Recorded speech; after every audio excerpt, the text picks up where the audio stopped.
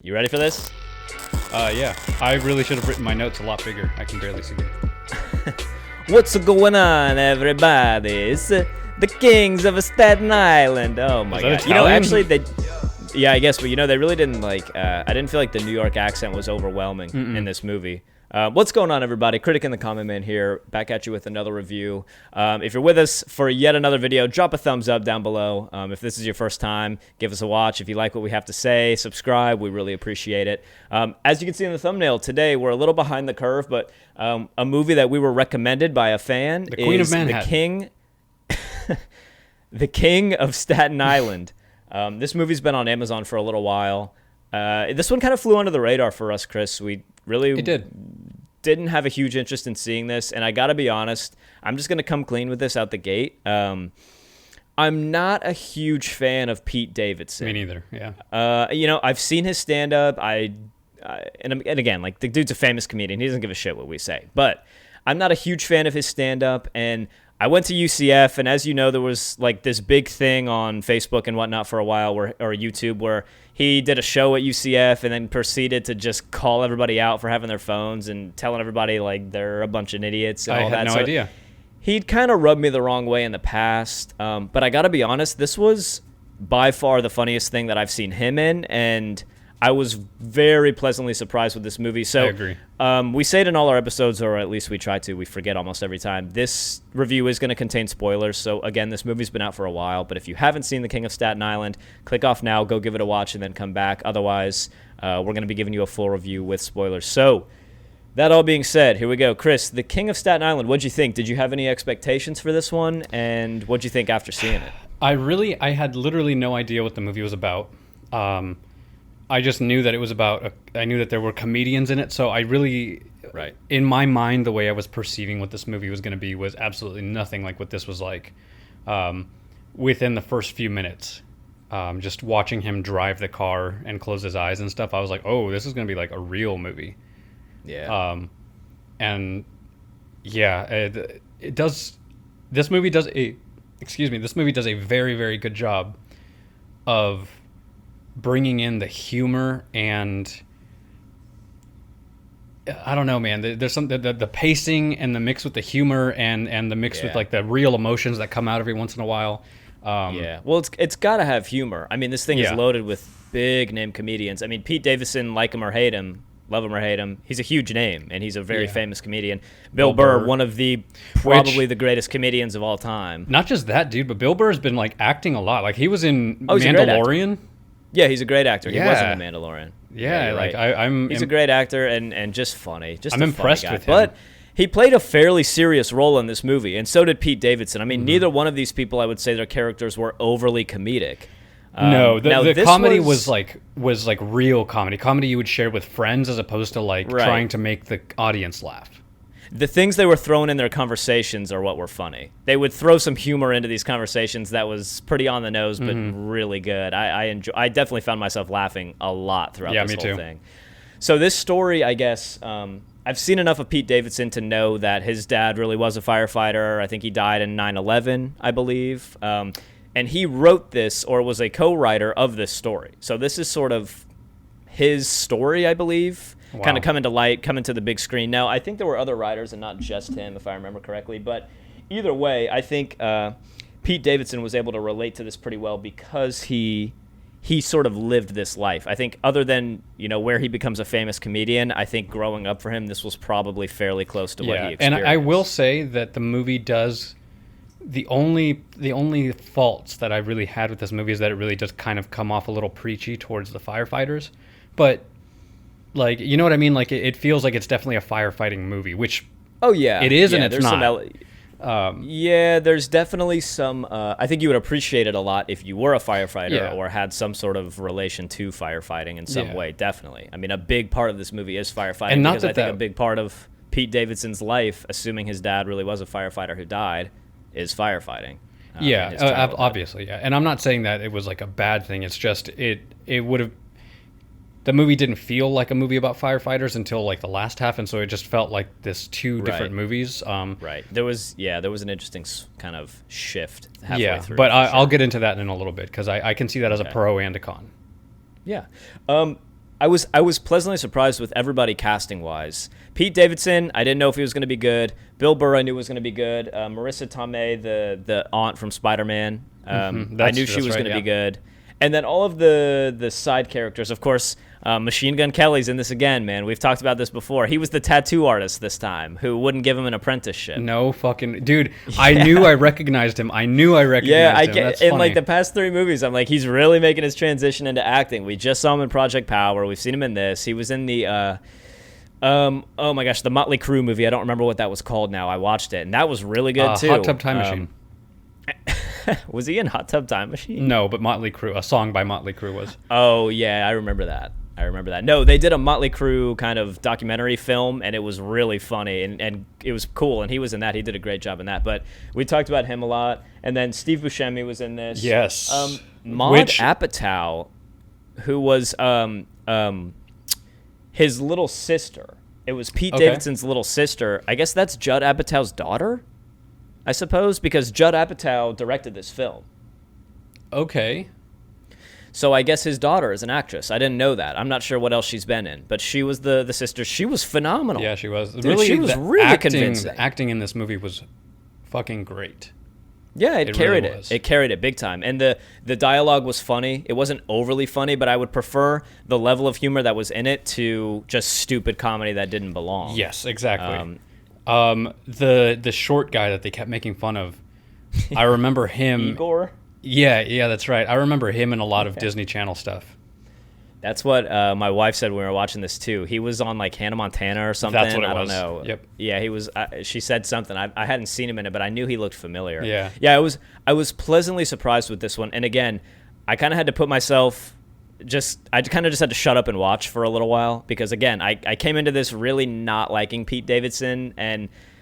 You know, look, it is what it is. I don't blame him for being pissed that people are recording him on their phones during a show. If you specifically ask people not to do that, and a bunch of drunk idiots, regardless of what school they went to, are doing that in the audience, I get it. I just don't personally think his stand-up is very funny. Mm-hmm. Now, Bill Burr, one of the funniest comedians I've ever seen. So I figured it had to find a good middle ground, and it did.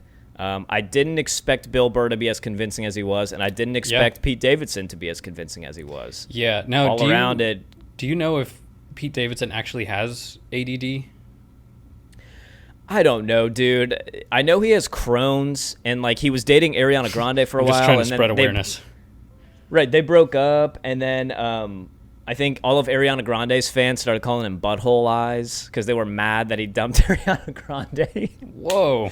Dude, there's some serious drama between him and Ariana Grande. It goes deep, man. I think they were engaged. I don't know. I don't freaking know. I'm not in the loop with any of that stuff.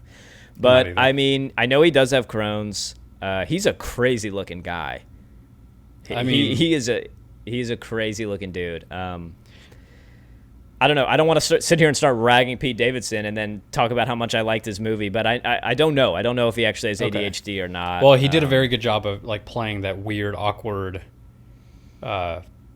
just strange character, and that strange but not bashful. No, you know, strange but just speaking his mind the whole time. Yeah, he's confident, but there was definitely like a wallflower feeling to him, and it was just he did a good job, and it could just be him playing himself. I don't know him. He's like, dude, please edit in that part where he's trying to get back into his mom's house, and that lady Janet or whatever his name's there, and he's like, eat a dick, Janet. Eat a dick. And she's like, had one for breakfast. I'm full. Joy. And he's like, hey, eat a dick, like, Joy. Yells at her. Yeah, eat a dick, Joy. I had one for breakfast. I'm full. And then he just looks at her. He's like, hey. He just yells at her. I was like, what the hell is going on? Yeah, it was. Oh, my God. Or when he gets thrown in the pool, he's like, I'm going to tell my mom you tried to drown me. I'm going to tell my mom you tried to drown me. It's an above ground pool. You're like fucking 8 feet tall. Yeah. The comedy in this was gold. Yeah, it really was. I don't know. When I saw the movie, the previews for it, I'm a bad judge of movies. Want to fuck. Yeah. It was so good. I'm a very bad judge of movies based on their trailers, man. I oftentimes, if I see a movie and the trailer looks really bad, I end up really liking the movie. It's just a curse, I suppose. And we've talked about it before, man. We subconsciously judge movies without realizing it. We will judge it based on and I wrote a whole paper on this. We judge movies based on who's in it, what we think the movie's about, based on the poster. Just the poster, we're drawing conclusions. Who did the music? You know, anything that we as an audience can pick from the little bits of information that we get before we watch the movie, the genre, we will immediately draw conclusions. And if certain conclusions or certain things that we believe the film would have are not met, they affect our own judgment of the film. I don't know. Again, I exactly what you just said. I was judging this movie so hard, and I almost didn't want to watch it because, again, I'm really not a big fan of Pete Davidson.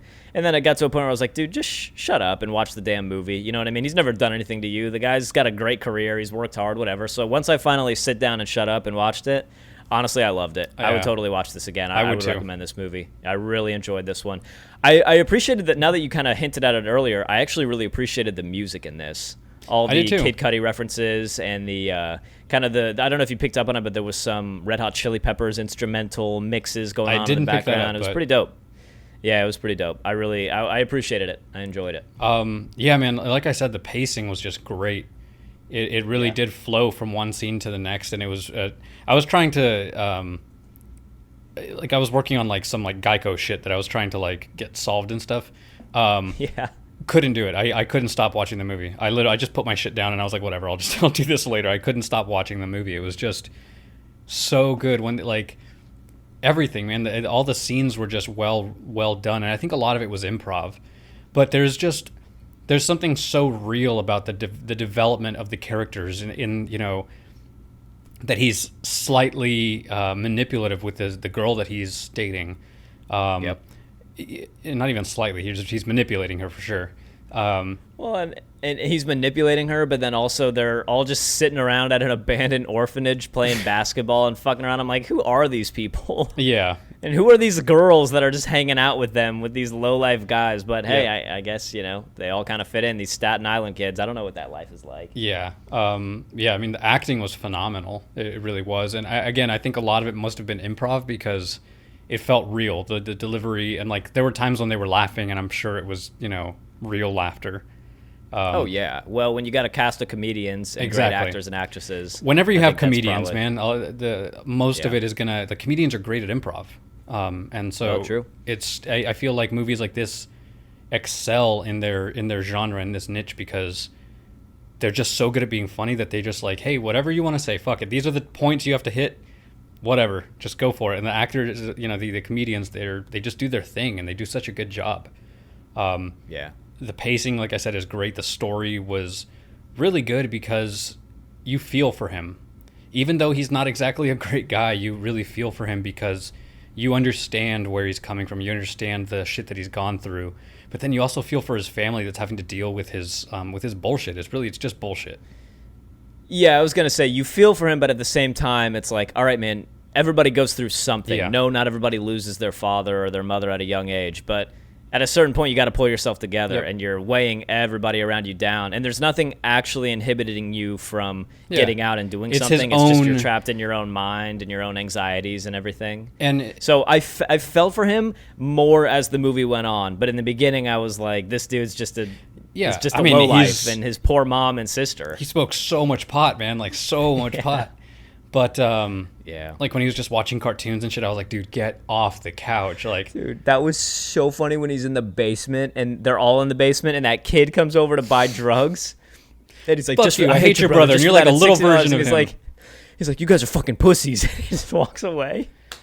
Oh man, but it was surprisingly unpredictable. Mm-hmm. It was. The kid comes over and they tattoo his arm, and I'm going, oh shit. And you kind of knew it was a little predictable that his dad was going to come and knock on the door. But as I'm watching this, I'm going, what the hell is going to happen to this guy? Yeah. And on that same note, so there's a few things that I feel kind of broke the movie for me. One of them being that like he just happened to find out where he lived. And that his excuse was like, I have my ways, and then it's never talked about again. So I don't really understand that. Yeah, that is true. That was a little bit of a loophole. But it's whatever. Sure. I mean, it's a movie. It's whatever. Well, and you got to imagine, too, that Staten Island, again, I'm not from New York. I'm from Florida. I have no idea. But you got to imagine Staten Island's probably a little bit smaller community. People know people. Maybe this kid's got a reputation for just being that low-life kind of guy, and somehow he asked around, who's a tattoo artist who would do this, and somebody kind of gave him away. I have no idea. It's a stretch, but you're right. It is a little bit of a loophole for sure. Yeah.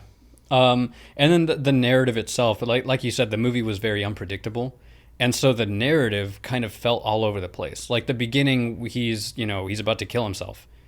And then it's never really brought up again. Like it's talked about that he has depression or whatever. But the movie felt like at first it was going to be about his depression. And then it was going to be about his career. And then it was about him maybe being a firefighter. It just felt like the story maybe itself... being a tattoo artist, then maybe being a firefighter. Yeah. Yeah. Well, it was kind of one of those stories that didn't really... I mean, what would you say the climax of this story would be? That's what I don't think there was one, but that doesn't... I'm not saying that it was really bad. Have one. No. It was just kind of a... I mean, what have we called these in the past? Is it wrong to say it's an art piece? I mean, it was kind of just like almost a... it was almost just a... I mean, what's it... Let me see what it's actually classified. Probably just a drama. A drama comedy, yeah.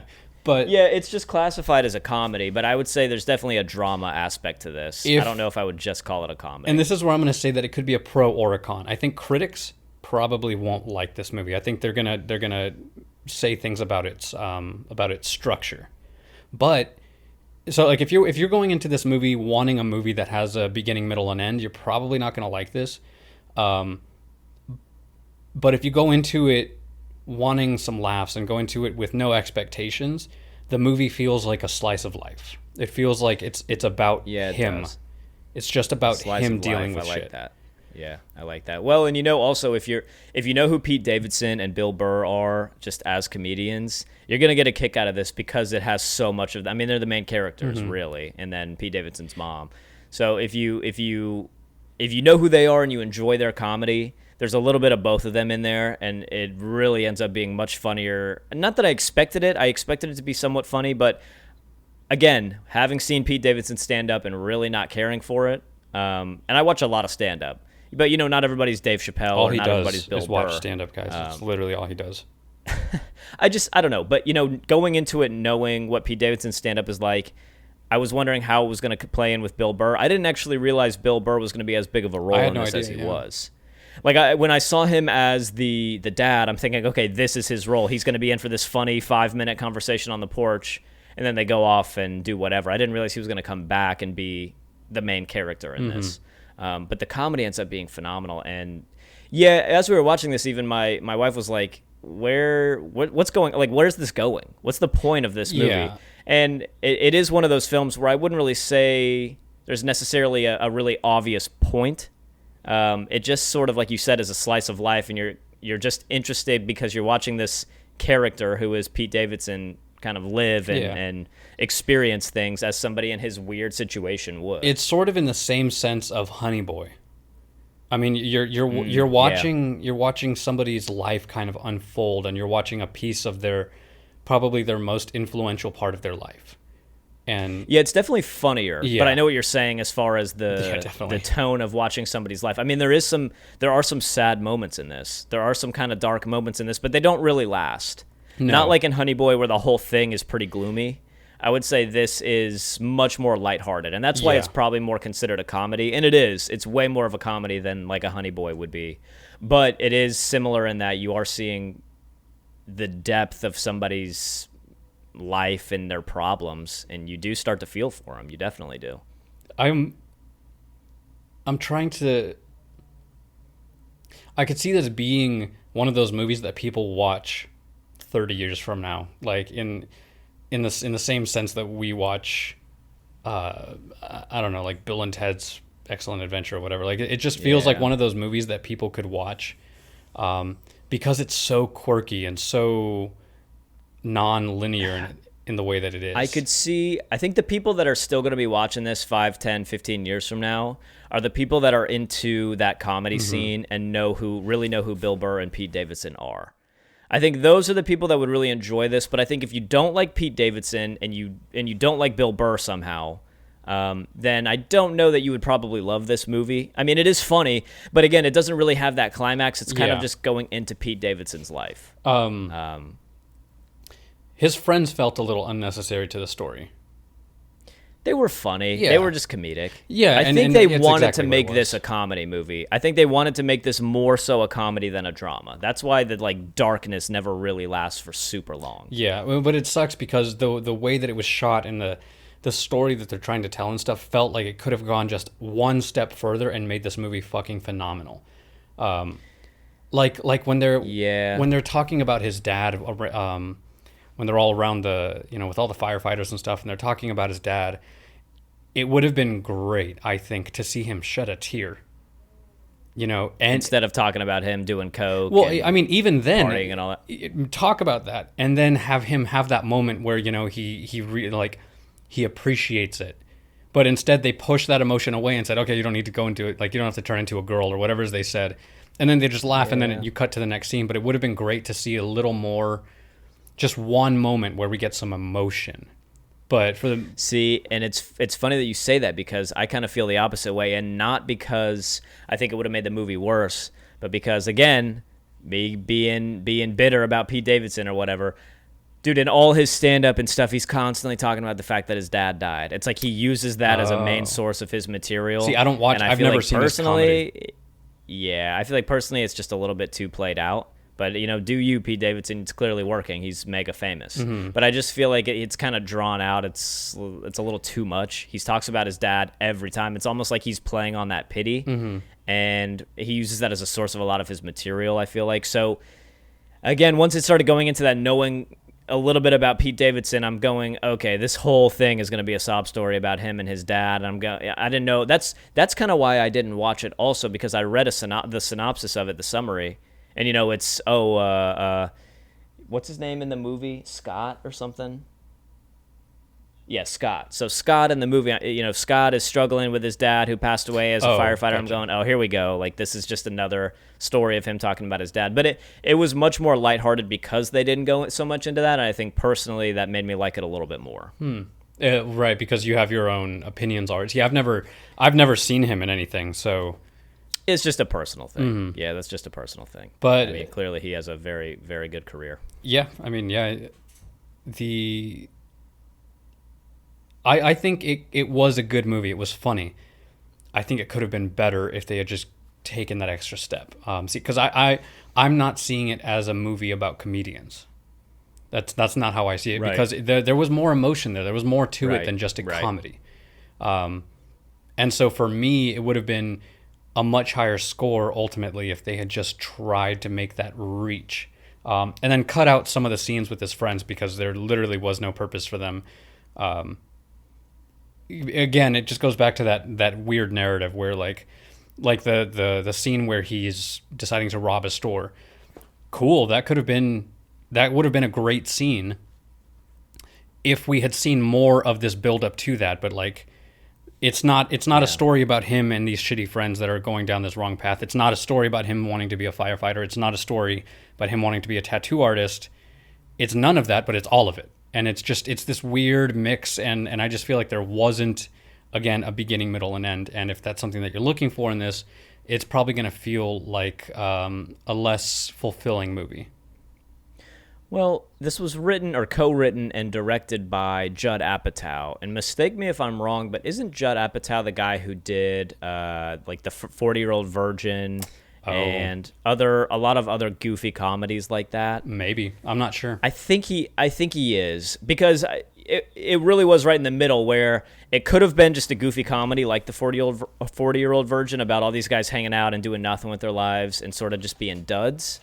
And then it also could have gone the other way that you're talking about, where it was more so a synopsis of Pete Davidson really struggling more and getting into the darker parts of his life.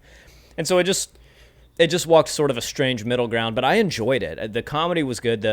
The characters, the casting was very good. I enjoyed all of it. Everybody did a phenomenal job in this. I really ended up enjoying the movie. I don't know. Again, I would be okay to watch this one again, and I will recommend it. I don't know that I'll be watching this one all the time. Mm-hmm. It's not a movie that I would say is that good, but it was very surprising, and I knew the guys were going to be funny. I didn't know how great they were going to be as actors, and they totally pulled it off. So he did do 40-Year-Old Virgin. He also did Knocked Up, and so you can just imagine. Yeah. Okay, and I got that. But if he I got that. wrote this, I'm impressed, because I'm not a fan of those movies. I personally hate the 40-Year-Old Virgin.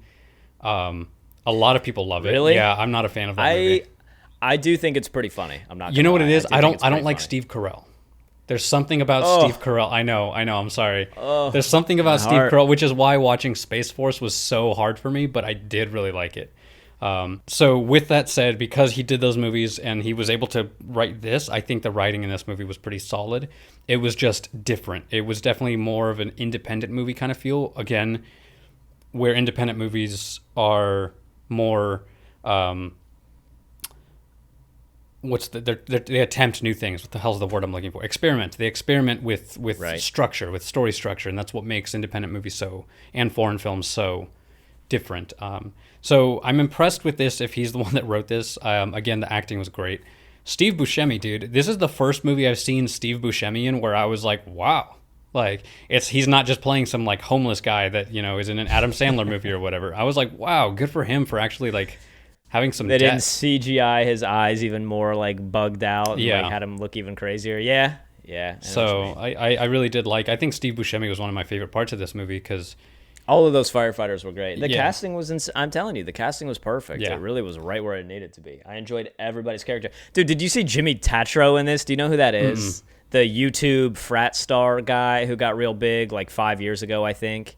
Maybe even longer. He was doing these, I think it was even longer. It was like closer to 10, I think. It's this guy named Jimmy Tatro, and he did these, he got really famous on YouTube for having this bro persona. You'll have to kind of look him up in some of his stuff. I think I know who you're talking about. It's like mega frat boy, whatever humor, but he did have some funny content.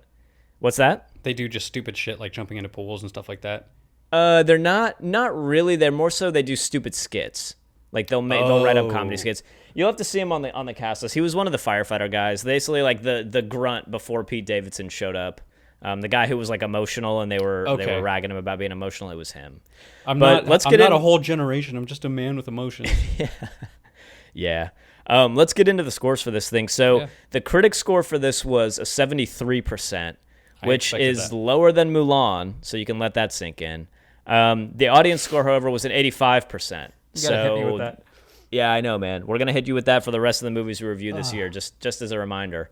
Audience score 85%. So people clearly enjoyed this one. An audience score on Rotten Tomatoes of 85% is pretty good.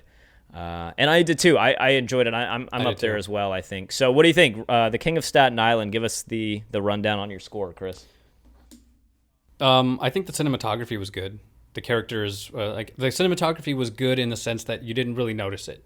There was no overtly like beautiful shots. It was just fluid, professional looking. There was no bad shots. The editing was good. The acting is phenomenal. The casting, everybody they chose to be in this was great. Yep. Everybody did a great job. It really, really sold the movie. The story felt a little weird to me, but you know what? I'm willing to accept it because it's a little bit of a different kind of movie.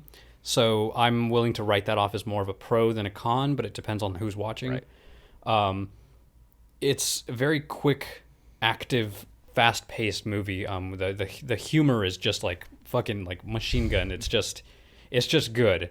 The only thing is that there are things here and there like their friends. There's just things here and there that just felt like they would just put it in. And it didn't really fit the story. I'm surprised you didn't like the friends because I thought they were a great part in this. The one kid who was getting catfished and then the girl ends up being real. I don't know. I enjoyed their characters in this. I mean, and like they made me laugh. I thought they were funny. Like when they meet the kid with the tattoo, like that. He's like, I like this kid, that shit. It's just, I felt like they were, again, I just wish they had picked something and stuck to it and delved into that as opposed to just kind of I feel like they dipped their toe into the water in a few different things and could have gone in emotional depth and made this movie a little stronger for me. Overall, I would highly recommend this movie. I've already recommended it to a few people. I think it was funny. It had some lighthearted moments. It had some emotional moments. I wish they had gone a little farther with that. But overall, I think the movie was good, and I'm stuck somewhere between like a 7.5 and an 8. Okay. I think just because of like the narrative issues that I had with it, I'm going to go with 7.5. But that's a strong score. I think that means it's a good movie. It's just not the best movie I've ever seen, but I really did enjoy it. And yeah, I think I'm going to go with a 7.5. Yeah, I like that. It is definitely better than Mulan. Oh my God, I know. Let's not even, God. dude. Let's not even go there. We'll be talking about that for 20 minutes. Yeah, I'm pretty much right there with you. I really enjoyed this. I agree that it was sort of in limbo about was it just a total comedy or is it more of a heartfelt drama piece? It was kind of somewhere in the middle. Bill Burr, hilarious. Pete Davidson, hilarious too. And that's coming from somebody who really will tell you I don't like Pete Davidson's stand-up, and I thought he was fantastic in this movie. So I'm happy to swallow my pride. Put it on thinking it was going to be something I was ready to like. Just something I was going to want to get through pretty quick, and I was into it. I really enjoyed it. Yeah. I didn't realize the cast was what it was. This was a Universal Studios production, too, so pretty big budget and stuff for this as well. Very pleasantly surprised. I'm glad we ended up going back and watching this, so to the fan that did recommend this to us, we really appreciate it. And that's a little note to anybody watching this. If you have movies you want us to see, let us know on Instagram. Drop it in a comment, or let us know when we tell you what we're going to be watching for the week. Go ahead and give us a recommendation, or just DM us. Send us a DM and let us know what you want us to watch. And as you can see, we'll do it. Yeah, I really enjoyed it. I think actually, surprisingly enough, I'm going to give it an 8. I found myself laughing at this, and I found myself getting pretty into it emotionally. So I'm really pleasantly surprised with this. And so it gets an 8 for me. And I'm happy with that. Okay. So that's it, man. I was somewhere. If I can give it a 7.75, I will. Yeah, fair enough. Fair enough. I'm just not sure if we're allowed to go into like that kind of a fraction. Yeah, no, we'll stick at the halves and increments of a half. So I was thinking a 7.83. Yeah, get real crazy in here. I'm glad. I'm really glad we watched it. Pleasantly surprised. I am too. That's it, guys. So we had this movie recommended to us by 2 different people. Yeah, we did. That's true. By 2 different people. So clearly people had seen this and they liked it. That's it. Before we jump into our current event, if you guys have anything to say about this one, drop it in the comments down below. If you enjoyed our review here, give us a thumbs up. We do a lot of videos like this, so we always love a subscribe. I think right now we're just shy of 30 subscribers. So if you want to get us to that 30 mark, we'd be very appreciative of that. But that's it, Chris. You got anything else for the King of Staten Island before we jump into today's current event? No. If you haven't watched it, watch it. It's worth it. Definitely watch it. All right, let's move right along. Today's pew pew pew pew pew edit crazy intro current event. Pew, pew, pew. It's literally just going to be me making that noise and doing that. All right, so today's current event, man. Potentially sad news. We'll see how you feel about this. Disney or Pixar, sorry, Pixar's Soul, the new movie coming out, Pixar's Soul. Oh no. Not huge detrimental news. They're talking about it probably is going to skip its theatrical release and go straight to Disney Plus. So potentially good news for people that don't really love going to the theaters. Potentially bad news for people that really wanted to see this one on the big screen. Oh, I don't know, man. Yeah. I don't know if that's... People are going to be pissed. Well, you know what? There's a couple things to say about this one. So obviously the recent one, and again, let's try not to get too far into this. Mulan just went straight to Disney Plus. I think it's saying here Disney Plus's downloads spiked by 70 or so %, which is fantastic business for Disney Plus. And for Disney, made I think somewhere in the $30 or $40 million mark first weekend, which is nothing compared to the $200 million they spent making the movie. But they're making decent money going straight to a streaming platform. And you got to think Onward. If you remember way back, it feels like years ago. It wasn't, but it feels like years ago. Way back when COVID was just becoming a thing, Onward had just come out in theaters. And I was lucky enough to have seen Onward in theaters right before COVID really hit. And then they basically put Onward straight onto Disney Plus.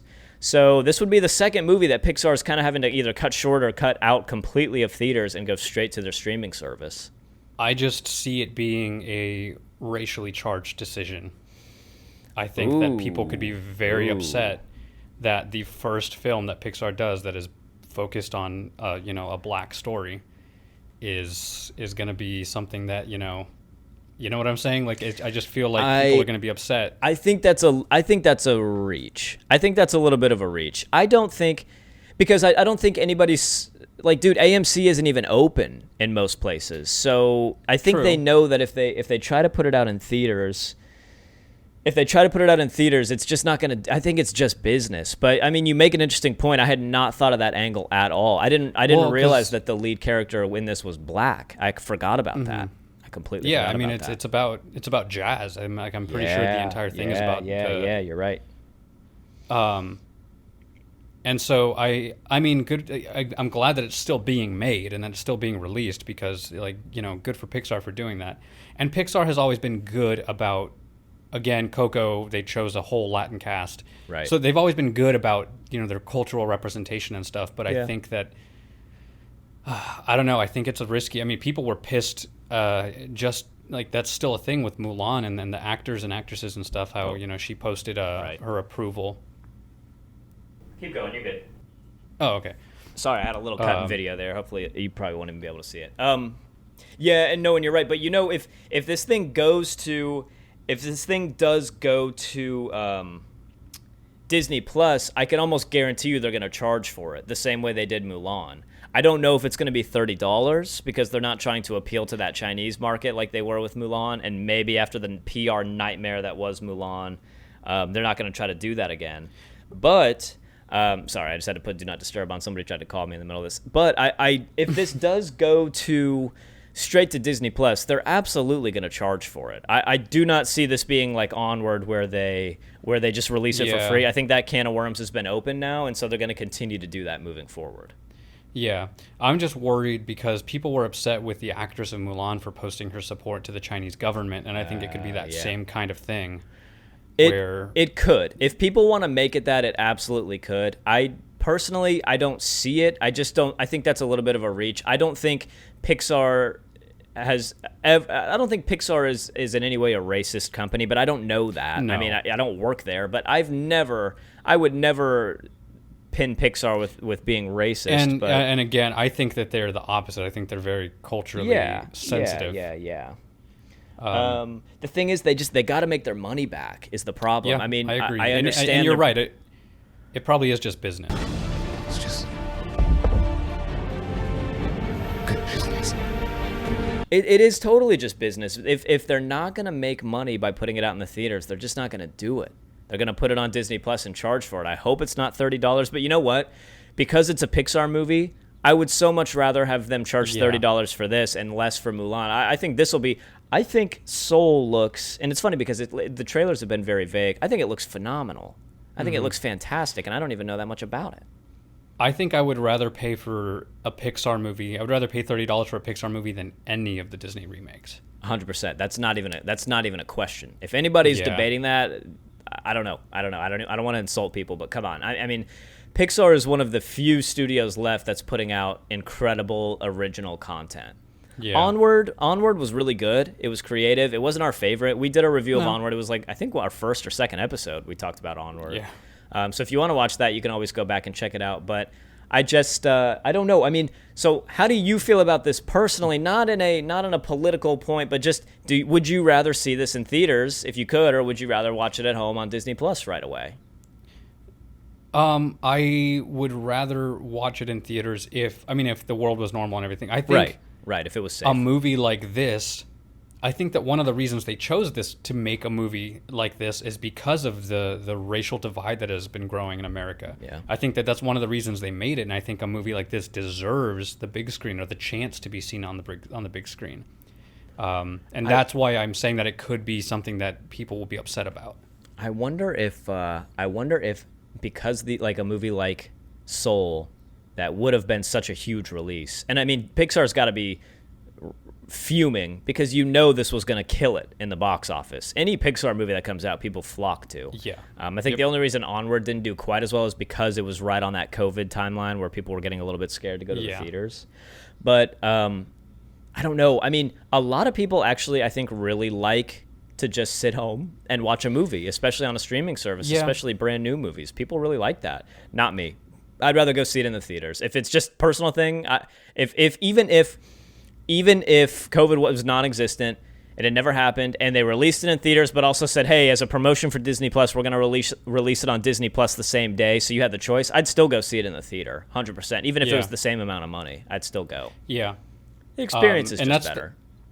And I 100% agree. I think that there's a difference in seeing movies on the big screen than on, there's obviously a comfort level difference because, you can't just sit in your pajamas and, have a beer or whatever. Right. But I think that movies were intended to this day to be seen on the big screen and then enjoyed in the comfort of your home later.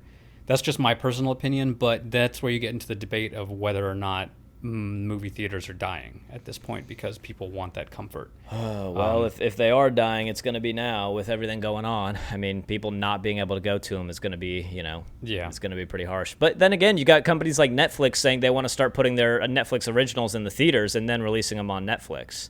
So I think the new business model is these new originals. You either charge a little bit for them on the streaming service or you bring them into theaters, which I think is bullshit. I think if you're going to have a streaming service and put the original content straight onto there, you shouldn't charge people for it. People are already paying for it. I think it's kind of shitty to say, oh, you can have our service for all the old stuff, but here you got to pay $20 to see all the new movies. Well, okay, what am I doing? You know what I mean? I could just buy these movies on DVD, and then it takes away the whole point of even having Netflix in the first place. So you don't have a massive DVD shelf. But that's that's it, man. So we'll see. Again, this is speculation, and they've kind of talked about it.